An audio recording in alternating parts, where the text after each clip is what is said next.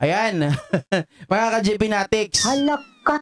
Nabalitaan nyo na ba ito, mga kababayan? Itong si Kitty Duterte, ang bunsong anak po nitong si Digong, mga kababayan, ay nagsalita na, di umano, na sinasabi niya ang tatay niya po ay dinala sa ospital, mga kababayan, habang ito po ay nasa kustodiya ng ICC sa dahig.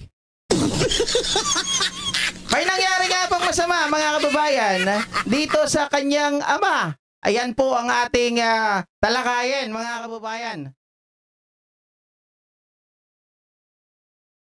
Ayan.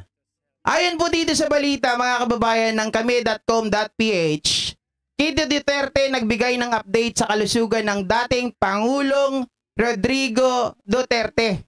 So ayon dito, mga kababayan, mga ka-GPnatics, Kitty Duterte, bunsong anak ng dating Pangulong Rodrigo Duterte, kinumpirma na dinala sa ospital ang ama para sa routine check. Ayon kay Kitty, maayos ang kalagayan ng dating Pangulo at mas maganda ang kondisyon kumpara sa unang linggo sa ICC detention. Akala ko naman, mga kababayan, akala ko talaga nangihina na eh. Akala ko ba, GP, nangihina na dahil walang night Halaka. ano yun? Ano sabi nila, mga kababayan? Night duty. Yung pala, ano lang, dinala daw, mga kababayan, sa hospital para sa routine check. Akala ko talaga eh. Binanggit ni Kitty na mas lively at mas sharp ngayon ang dating presidente. Ipinadala ni Duterte ang kanyang pasasalamat sa pagmamahal sa pamilya at mga taga-suporta. Grabe rin naman kasi, mga kababayan. Grabe din kasi yung balita dito eh, no? Ayan o, tingnan nyo yung caption. Kitty Duterte nagbigay ng update sa kalusugan. Mas matindi pa tong isa eh. Yung update dito. Ano yung sabi rito? Nasa cellphone ko pala. Mga ka-GPnatics. Yung caption, masyadong tawag dito, masyadong talagang clickbait eh. Sabi dito,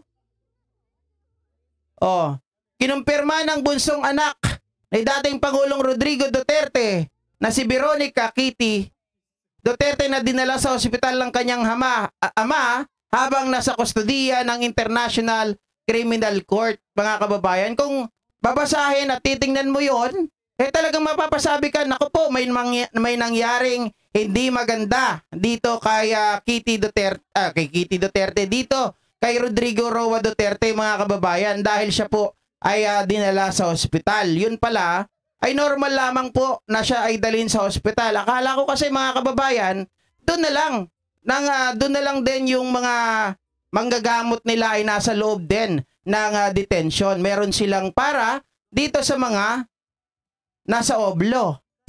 Diba? Sabi ng iba sabi dun sa comment section, mga kababayan, kala ko wala na uuwi na si Digong. Kala nila nakalagay na daw sa baol, mga kababayan, o nakalagay na dito sa garapon. Yari ka! Yun naman pala hindi. Maliwanag na maliwanag dito na itong nilabas nila, mga kababayan, ay talagang clickbait. 'Di ba? Para tingnan po ng tao. Siguro, nagpapaawa pa rin ba kayo na may nangyaring masama kay Digong Duterte? Kaya ganito ang inyong title, mga kababayan. Kasi ito yung lumalabas sa social media ngayon. Papakita ko sa inyo Teka lang.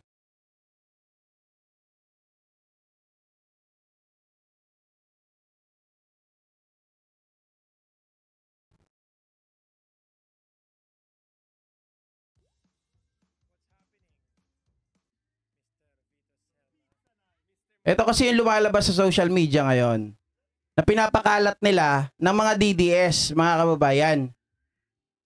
Tapos sa mga comment dito, ay grabe naman si Tatay Digong, ano nangyari sa kanya, kawawa naman, mga ganon. Mga paawa effect, mga kababayan. Ayan po, yan kasi yung pinapakalat nila. Kaya sabi ko, ano ba nangyari kay Digong? Inaanap ko pa ito kasi bago lang sa paningin 'di ba?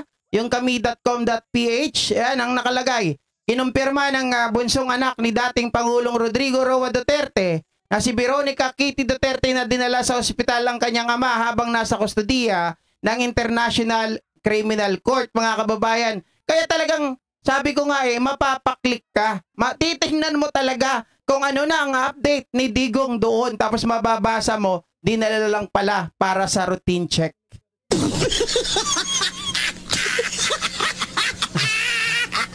Aha.